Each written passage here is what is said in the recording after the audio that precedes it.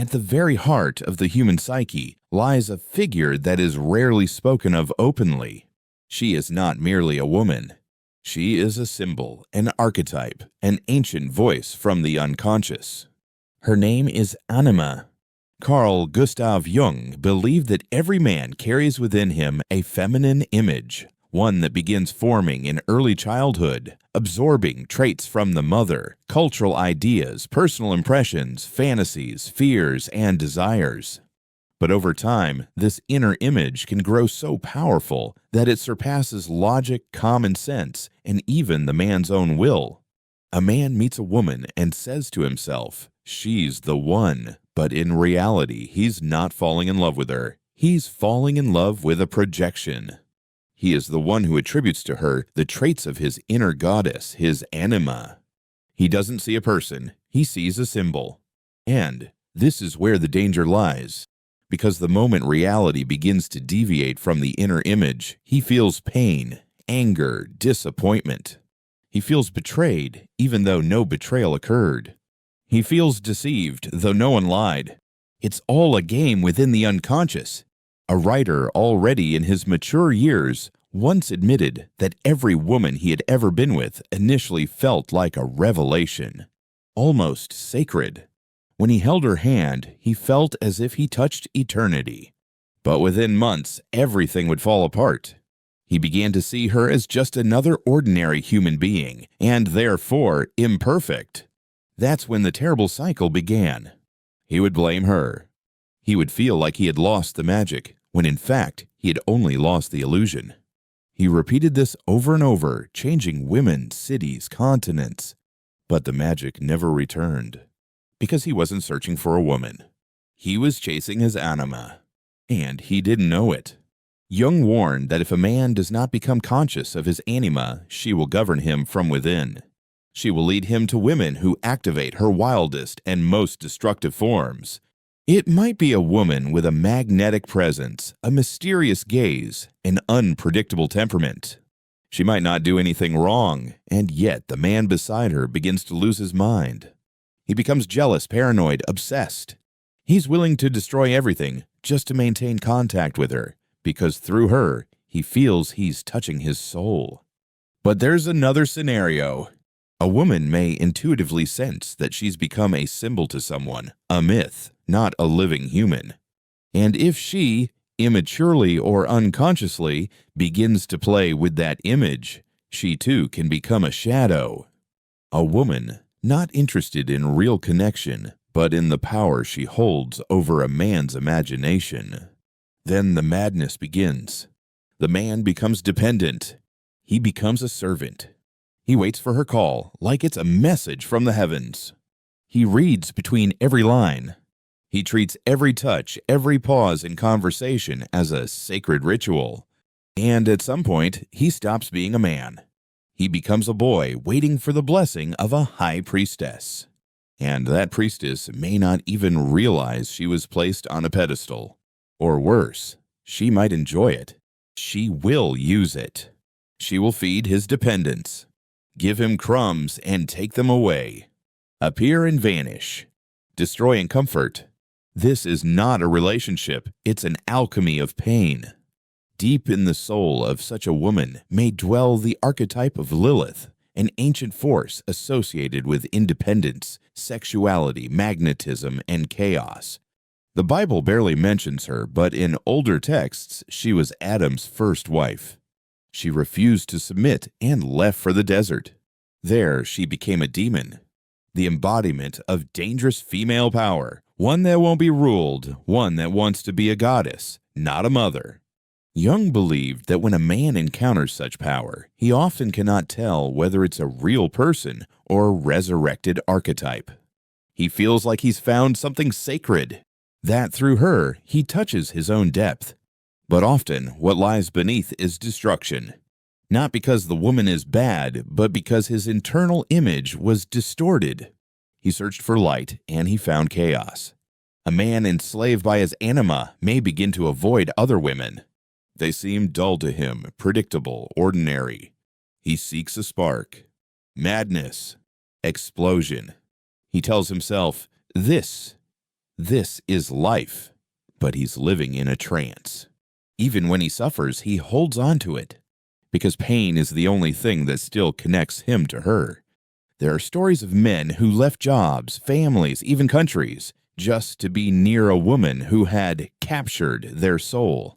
They lost everything, and yet felt they were chasing something real. Later, when everything fell apart, they couldn't explain what had happened. They would say, "I don't know who I became. That wasn't me." And it's true. It wasn't him. It was his shadow, activated by a destructive anima.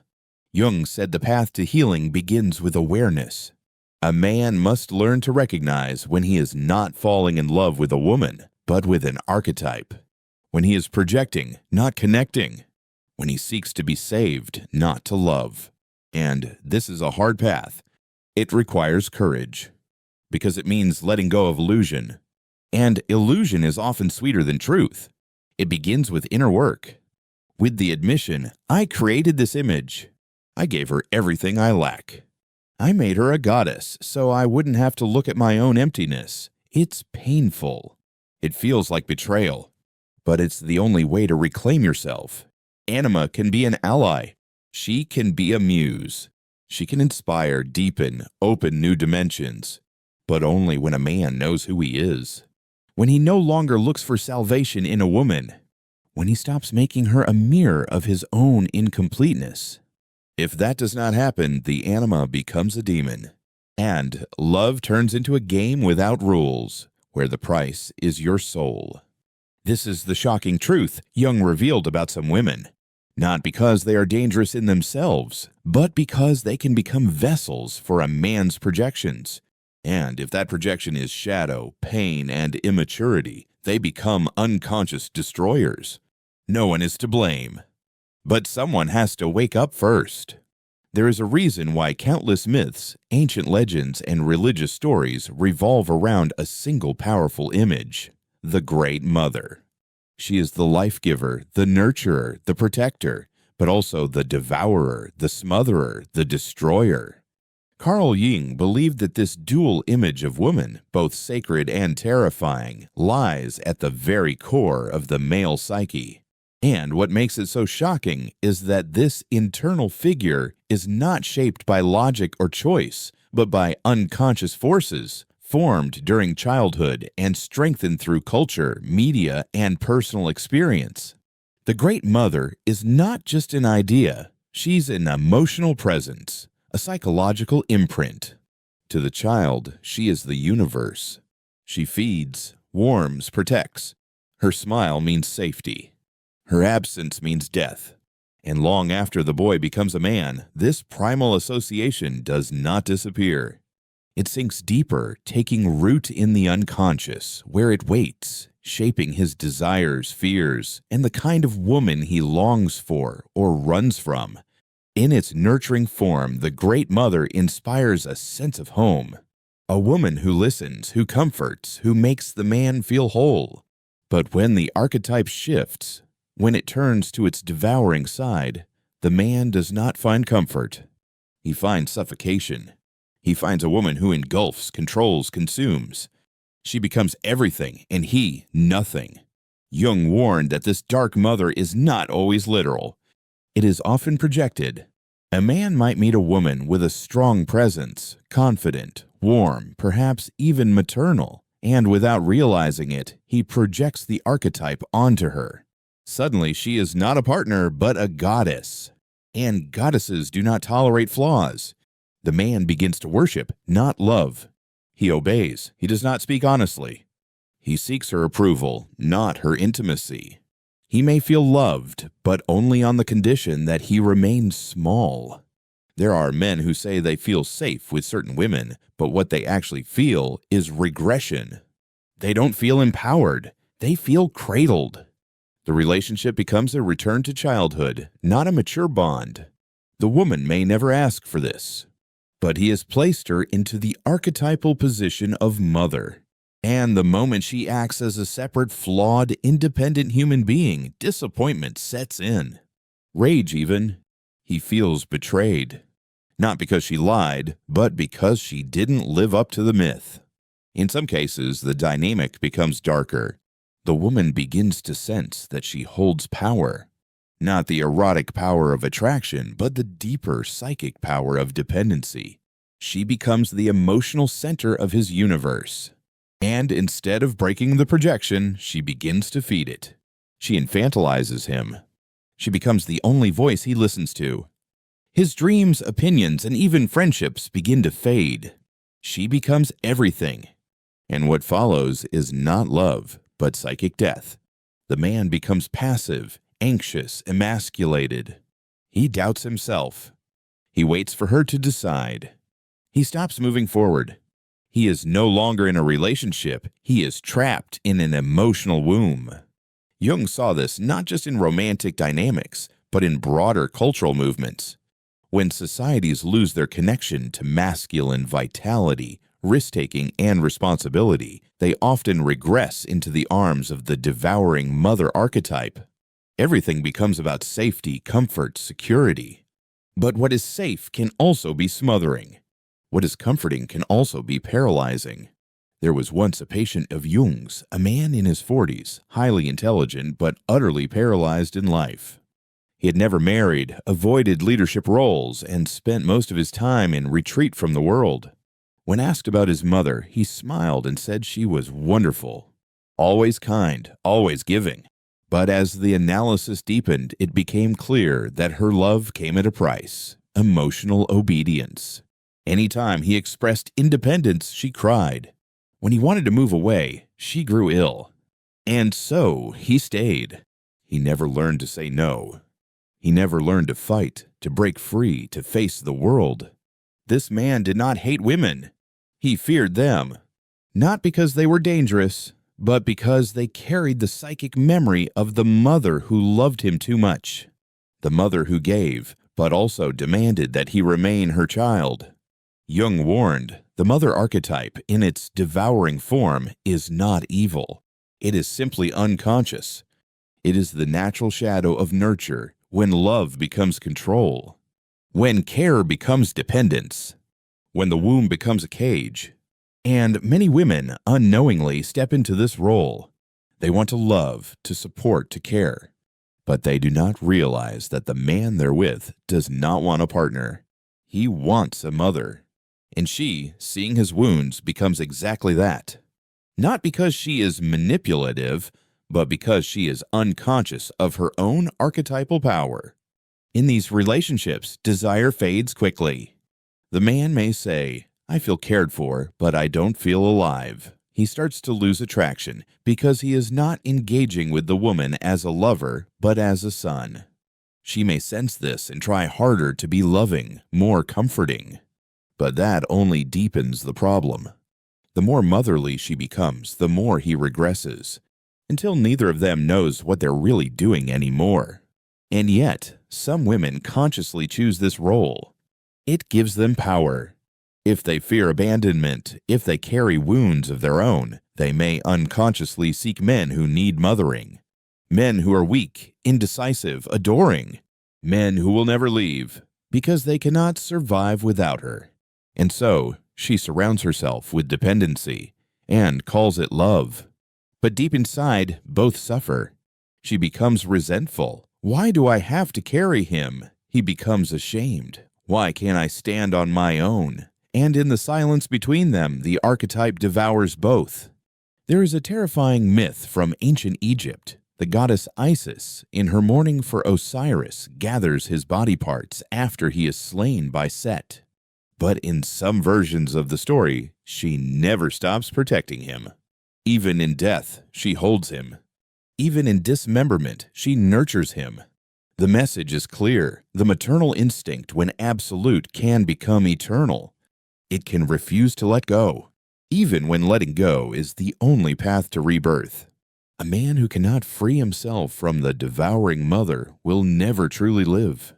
He may succeed externally, money, status, recognition, but inside he is still afraid. Afraid of being alone, afraid of disappointing, afraid of stepping into the world without a safety net. And ironically, these men often end up with women who remind them of their mothers. Not in a superficial sense, but emotionally. They are drawn to comfort, but secretly yearn for freedom. And so, they swing between gratitude and resentment, between dependence and rage. The path forward, Jung believed, is not rebellion, but integration. A man must look into his soul and ask, where do I still serve the mother? Where do I avoid risk to feel safe? Where do I shrink to be loved? Only when he reclaims these lost parts of himself can he approach a woman not as a savior, not as a sanctuary, but as an equal, a fellow soul, a living person, not an archetype. Until then, he will keep searching for the perfect woman and finding again and again the mother he never left. There is a peculiar tragedy that haunts certain relationships between men and women, a slow-burning descent that begins not in hatred or betrayal, but in obsession. Not all obsessions are loud or visible. Some are quiet, hidden beneath charm, politeness, even affection. And yet, they grip like chains. Carl Jung understood that obsession is not born from love. It is born from projection, and projection is a form of possession. A man possessed by his projections is not present. He is not listening, not truly seeing the woman in front of him. He is seeing a mirage, an image formed from childhood wounds, unmet needs, and unconscious ideals. The more he projects, the more she disappears. The more he idolizes, the less he understands. This is how love turns into imprisonment, not because the woman traps him, but because his own mind does. He falls for someone and says, I finally found her. But what he really means is, I finally found the missing part of me I refuse to face. And that is the beginning of suffering. Jung encountered many men who were brilliant, accomplished, even powerful in their careers, but utterly paralyzed by their emotional lives. They would speak of a woman who had changed everything. Sometimes it was a lover. Sometimes it was an ex. Sometimes it was a woman they had barely known. But the energy behind the story was always the same. She had awoken something ancient in them, something overwhelming, mysterious, erotic, spiritual. These men were not in love. They were under a spell, a psychic spell, cast not by the woman, but by their own unconscious.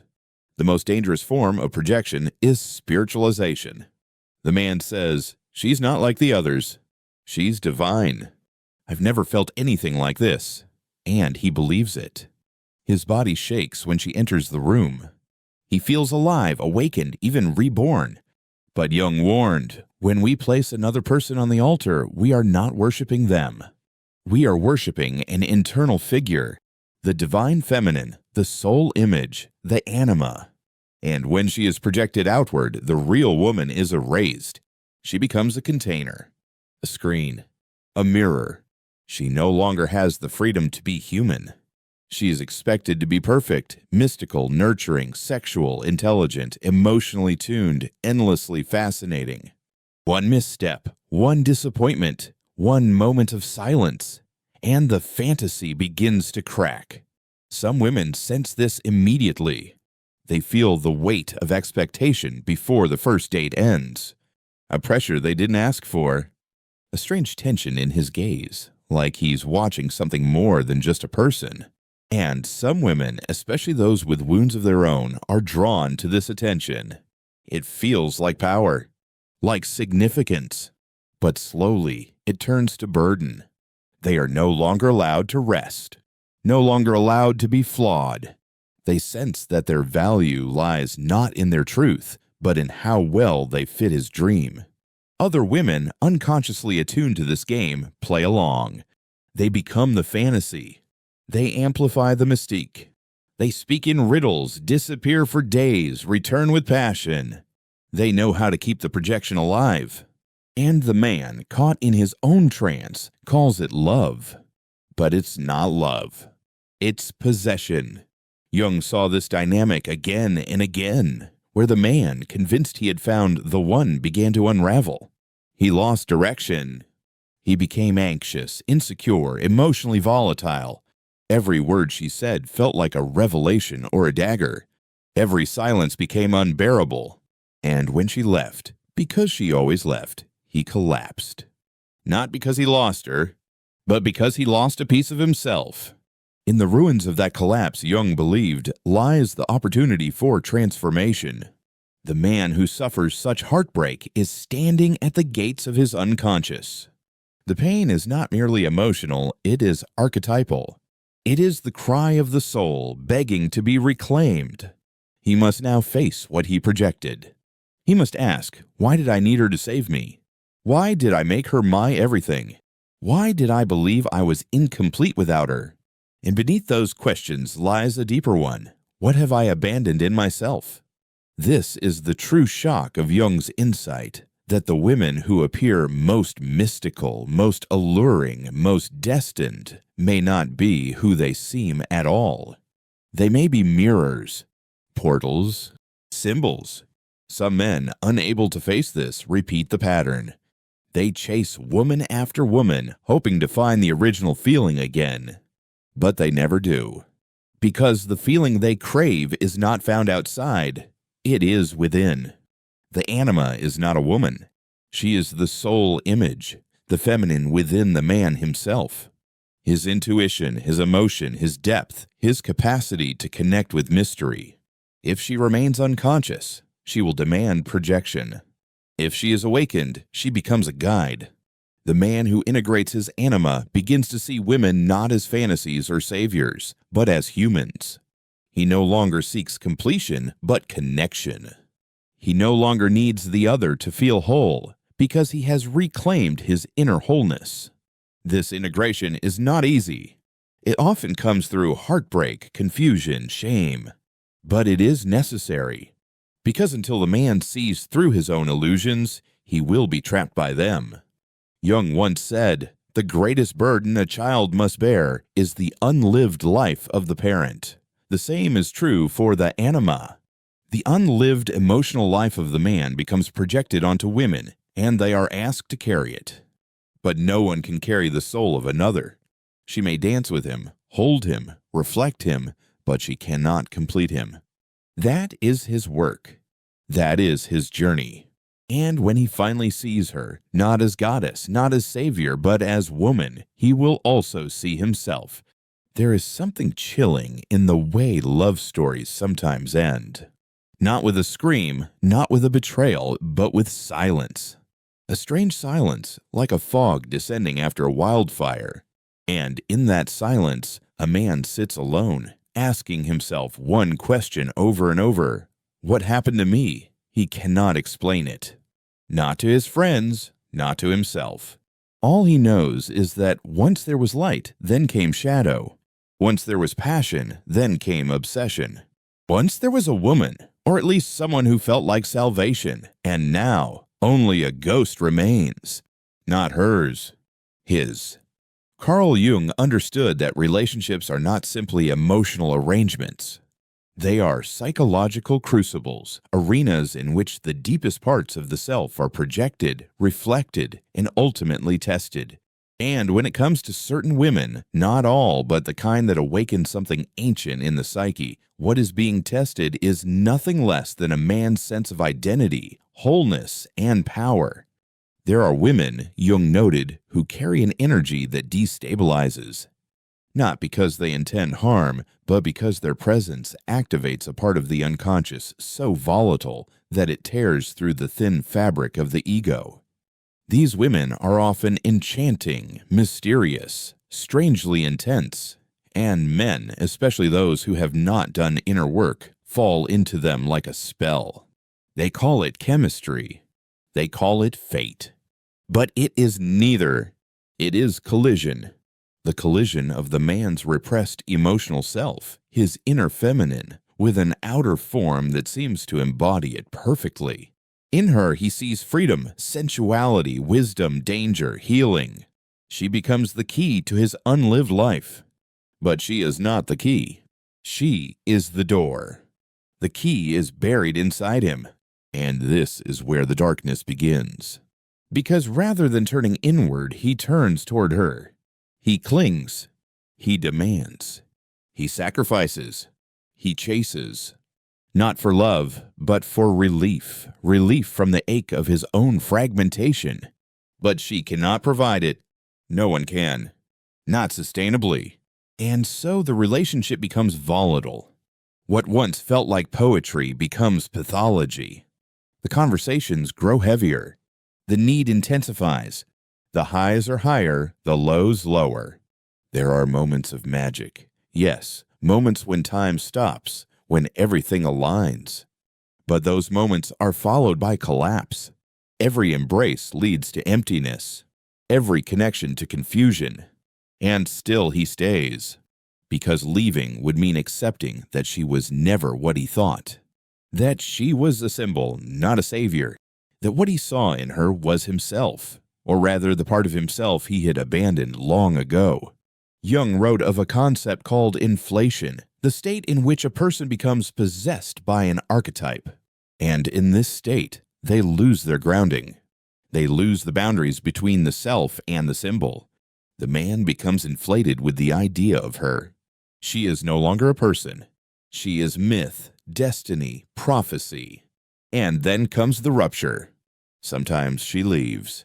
Sometimes he pushes her away. Sometimes they destroy each other. But however it happens, it feels like death. Not just heartbreak. Death. The death of an illusion so powerful that it held the soul hostage. And in the ruins of that death, many men do not recover. They turn bitter, distrustful, dismissive of women. They say, never again. But what they really mean is, I'll never open that door again because I cannot survive what I saw inside. Others go numb. They date without feeling. They keep things light, casual, surface level. Not because they want to, but because they fear what waits below. The last time they touched that depth, it nearly killed them. But some, a few, choose the harder path. They look at the ruins and say, what did I lose that made me so desperate to find it in someone else? And they begin the slow, often painful journey of reclaiming the lost parts of their psyche. This is what Jung meant by individuation, the process of becoming whole, of integrating shadow, anima, instincts, intellect, emotion. It is the opposite of projection. It is presence. For these men, the fall was necessary, because the woman who destroyed them was also the one who awakened them. Not by her intention, but by her archetypal function. She played a role in a script written by the unconscious, and when the script ended, it was time to rewrite it consciously. These men begin to dream differently, to feel differently, to look at women not as fantasies, not as puzzles, not as medicine, but as souls, as fellow travelers. And when they meet someone new, the inner hunger is quieter. The desperation is gone. There is still attraction, still longing, but it is not possession. It is connection. They have found their own anima, not outside, but within. She lives in their art, their intuition, their tears, their silence. She is no longer projected. She is part of them. And the women they once chased, they seem different now, less divine, more human, and in their humanity, more beautiful, because now the man sees clearly. He sees that real love is not a storm, not a spell, not a burning need. It is a meeting between two people, not two archetypes. This is the dark truth Jung uncovered, that some women, through no fault of their own, become the carriers of male pain. They awaken something ancient, raw, unresolved. And men, if unprepared, fall into them, not for who they are, but for what they symbolize. These women are not demons, but they can become the faces of a man's personal hell, not because they are evil, but because he is unconscious. And when the spell breaks, there is only one question worth asking. What was I really in love with? Not her. Not truly. But the part of myself I had abandoned. And the pain of losing her was really the pain of losing me. There's a kind of silence that doesn't come from peace. It comes from shame. A man sits in it after the collapse of a relationship that once felt cosmic. He's not sure who to blame anymore, her, himself, or the universe. Something in him has cracked open, but he doesn't yet have the words to name what spilled out. All he knows is that he gave everything, and still it ended. Or worse, it didn't just end. It broke him. And here begins the most terrifying part of Jung's insight, the realization that some women, again, not by intent, not by malice, can awaken the precise psychic pattern that leads a man into his own undoing. Not because they are destructive by nature, but because they carry a frequency that activates his deepest shadow. They don't have to be cruel or even dramatic. All they have to do is match something in his unconscious, and the descent begins. These women, in Jungian terms, are not just individuals. They are vessels. They become the living embodiment of what the man never reconciled within himself. Maybe it's his wounded mother. Maybe it's the seductress from his fantasies. Maybe it's the unexpressed creativity he never allowed. Maybe it's death itself, cloaked in beauty and mystery. And if he's not conscious of these forces, he won't see the warning signs. He won't recognize that he's drifting, no, running, toward the fire, thinking it's warmth. He'll say she completes him. He'll say he can't breathe without her. But what he really means is, I've built my identity around her, and when she shifts, when she inevitably acts like the human being she is, the whole structure trembles. He'll start to feel betrayed, not because she lied or cheated, but because she wasn't what he projected. The illusion breaks, and the grief comes roaring in. But the grief isn't for her. It's for the parts of himself he placed in her. Jung believed that love, when distorted by projection, becomes a form of psychic inflation. It turns the other person into a god or a devil, never a human. And in both cases, it ends in devastation. Either the god disappoints or the devil destroys. But either way, it was never real. In many relationships, this pattern repeats. A man meets a woman who seems magical, unexplainable, larger than life. The intensity is immediate. It feels destined. But intensity is not always intimacy, and destiny is not always truth. What he's really feeling is recognition, not of her, but of the archetype she reflects. There was once a young man who fell in love with a woman at a spiritual retreat. She was soft-spoken, deep-eyed, mysterious. She talked about energy, healing, fate, and to him, she seemed like a priestess from another world. He followed her everywhere, hung on every word, convinced that she held a truth he didn't. He didn't ask real questions. He didn't set boundaries. He surrendered himself, not out of love, but out of awe. Months later, she ended things without warning. Said she felt something wasn't aligned. He collapsed. He didn't just lose her. He lost his sense of meaning. Because she had become his compass, his muse, his link to the sacred. Without her, the world went flat. It took him years to understand. She wasn't his soul. She was a mirror.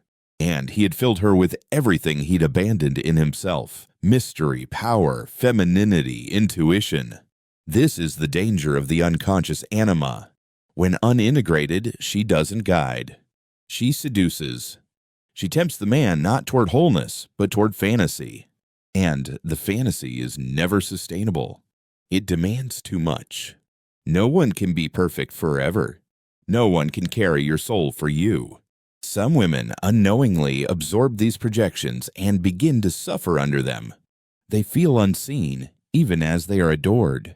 They feel exhausted, even as they are idealized. Because the man isn't relating to them. He's relating to a ghost made of his own longings.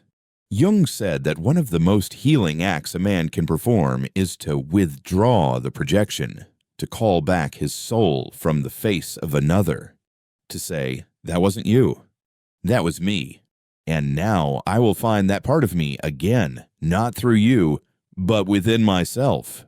This is no small task. It requires grief, humility.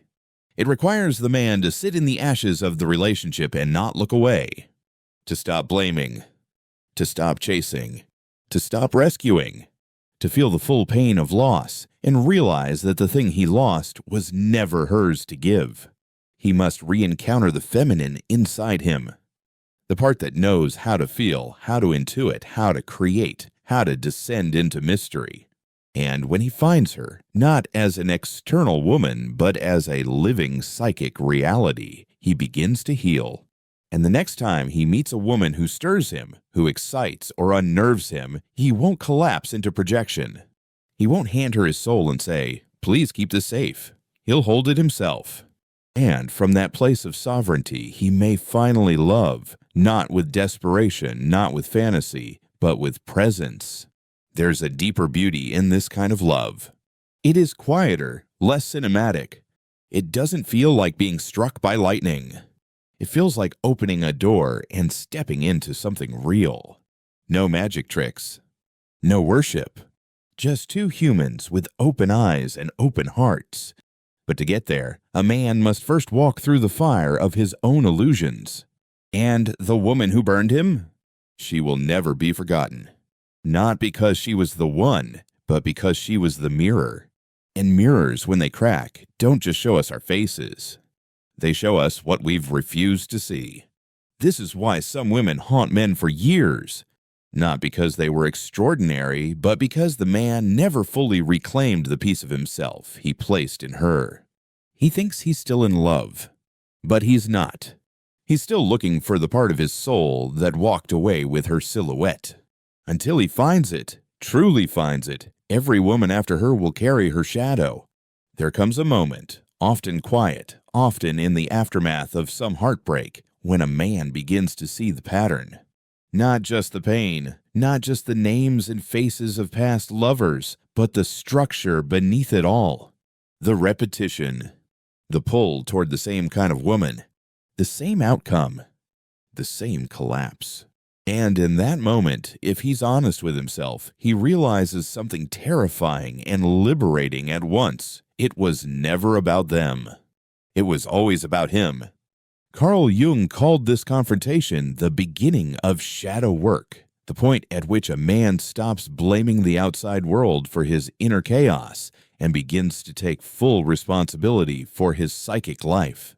This is the place most people avoid because it strips away every illusion, every victim narrative, every fantasy that says, "She did this to me." No, she activated it, but it was already there, waiting. Some women carry a particular kind of energy. Jung never said it with malice, but with clarity. Not every woman is safe for every man. Not because she is evil, but because she reflects too much. She sees too deeply. Or, more dangerously, she unconsciously carries the traits that mirror his unhealed trauma. And when the two connect, it's not a relationship. It's an initiation.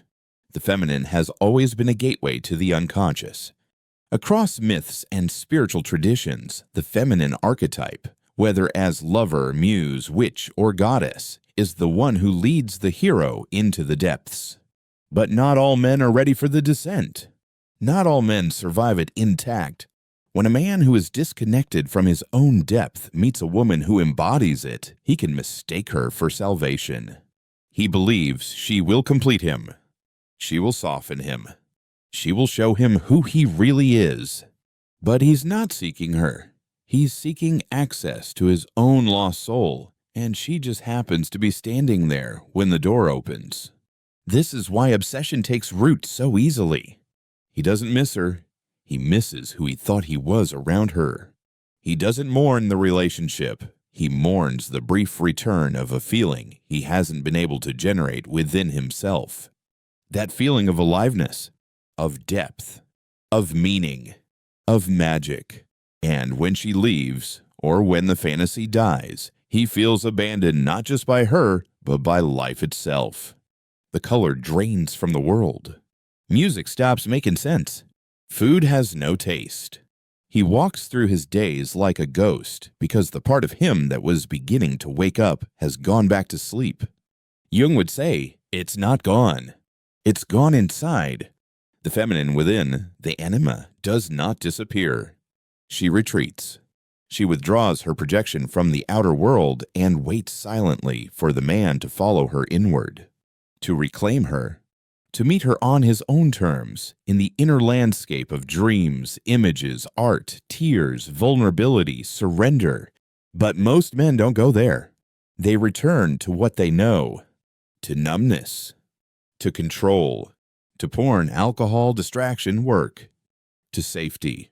They fear the wildness of the feminine within, the unpredictability, the emotionality, the sheer irrational nature of her. And yet, this very fear is what keeps them exiled from wholeness. Others go the opposite route. They worship the feminine, not in women, but in themselves. They become overly sensitive, overly fluid, passive.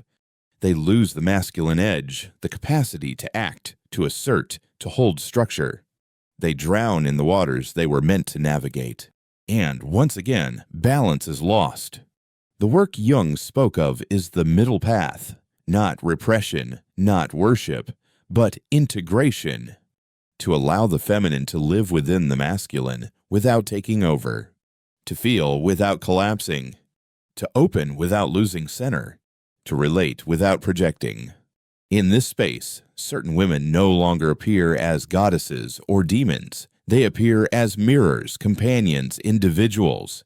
A man no longer asks, "What can she give me?" but instead, "Who am I when I'm with her? And who am I when I'm alone?" This shift is everything. Because once he no longer needs her to be his soul, she is free to be herself.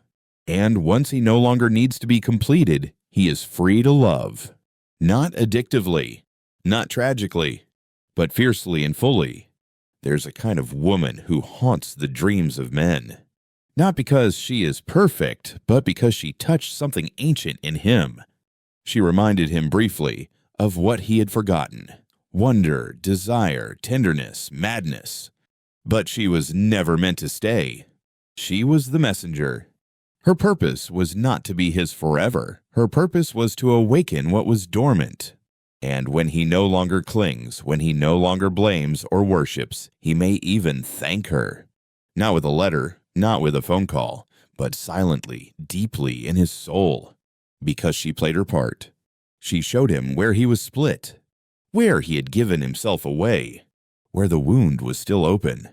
This is what Jung meant when he said, "Until you make the unconscious conscious, it will direct your life, and you will call it fate." The woman who left, the one who broke you open, she was not fate. She was your unconscious in disguise. And the moment you see that, everything changes. Now, when you look at women, you no longer search for something to fix you. You no longer chase intensity. You listen more. You observe more. You respect boundaries, theirs and yours. You recognize when the pull is too strong, too fast, too familiar. You stop. You breathe. You ask, is this real or is this the ghost again? And in doing so, you break the spell.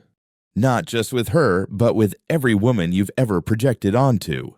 You reclaim the energy. You bring it back inside. And what happens then? You begin to dream again, not about her, but about you. About your work, your depth, your voice, your purpose. You're no longer chasing the feminine outside because you've met her within. And she's not a goddess. She's not a demon. She's your guide. She leads you not to her, but to yourself. Eventually, there comes a reckoning. A man stands in front of a mirror, not the kind that reflects his face, but the kind that reveals his inner world. And for the first time, he sees everything, the desperation in his eyes when he chased love that wasn't love, the quiet ache he carried even in the arms of the most beautiful women, the illusion that broke him again and again, wearing a different face each time. Carl Jung didn't just talk about these illusions, he warned of them. He knew the cost of worshiping archetypes instead of understanding them. He knew the danger of men who confuse chemistry with truth, obsession with connection, intensity with intimacy. And more than anything, he knew the deep psychic price of failing to confront the unconscious. Some women, through no fault of their own, walk into a man's life like a flame into a dry forest. They don't mean to destroy, but they do. Not because they want power or pain or control, but because their very presence activates something buried, something ancient, something unresolved. These are the women men never forget. Not because they were the best lovers, not because they were perfect, but because they triggered the fall, the necessary fall, the descent that begins the climb. In Jungian psychology, this fall is sacred. It is the descent into the underworld, the confrontation with the shadow, the painful unraveling of a false identity built on projections, fantasy, and avoidance. It's the moment when the man stops asking, "Why did she do this to me?" and starts asking, "Why did I need her to be someone she never was?" He sees now that he didn't want love. He wanted relief. Relief from his emptiness, his confusion, his sense of being lost. She offered a story that made sense, a reason to feel alive. But no one can carry that weight forever. No one can be another person's soul. And so the archetype collapses. The image shatters. The woman leaves or stays and becomes unbearable. The dream dies. And in the silence that follows, the man faces the truth. The fire wasn't hers. It was his. She just lit the match. Jung wrote of the Anima as both a deceiver and a guide. In her unconscious form, she seduces the man away from himself. In her conscious form, she leads him back. But she cannot be found in a woman. She must be discovered in the soul.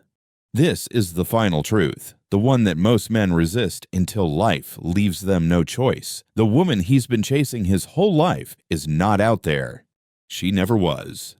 She is inside him. She is his own depth, his own softness, his grief, his longing, his creativity, his madness, his intuition, his mystery. She is not the answer to his pain. She is the voice inside it. And only when he turns toward that voice, not with fear, not with fantasy, but with presence, does he begin to become whole. This is not a rejection of women. It's the only way to truly see them, to stop expecting them to carry what he has abandoned, to stop blaming them for not fulfilling a role they never asked for, to stop projecting his brokenness onto their beauty, and instead to meet them as they are, as equals, as fellow human beings with their own depths, their own shadows, their own divine fire. Only then can love be real, not a projection, not a possession, not a desperate grasp at salvation, but a sacred meeting between two people who have faced themselves. It's not a fairy tale.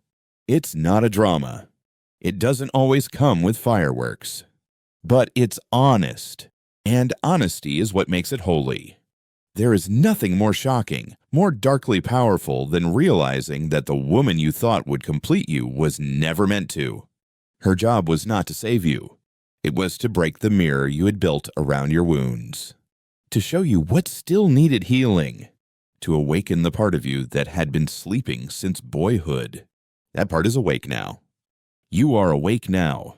And when the next woman appears, not a goddess, not a savior, not a spell, but a person, whole and human, you won't flinch. You won't fall. You'll stand, and you'll see her. Not through the lens of your pain, not through the fog of your projections, but with clear eyes, a clear heart. You'll know she is not here to fix you. She is here to walk with you, if she chooses. And you will no longer need her to be anything more than that, because now, finally, you are no longer split. The anima lives in you.